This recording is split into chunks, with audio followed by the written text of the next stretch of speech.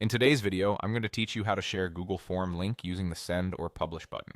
If you've built a form and you're ready to send it out, the quickest way is to create a single shareable link. Here's how to do that clearly and reliably. First, open your form in Google Forms. Make sure you're looking at the editor where you can see your questions and the purple toolbar at the top. You don't need to change any settings here, we're just going to generate the link. Next, look to the top right corner of the screen. Depending on your account, you'll see a button labeled Send, or in some newer layouts, it might say Publish.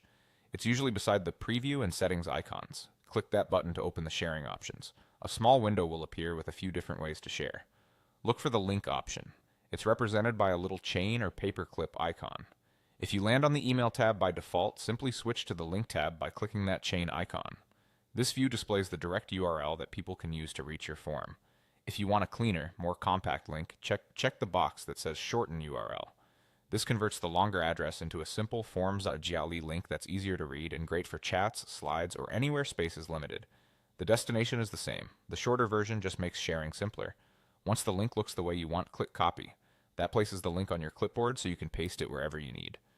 From here, you can drop it into an email, add it to a message thread, post it on social media, or include it on a website or document. On most devices, you can paste with the standard paste command. If you're sharing in a place where links might break across lines, the shortened version can help avoid formatting issues. And if you plan to print the link on a flyer or slide, the short link is much easier for people to type. That's all there is to it.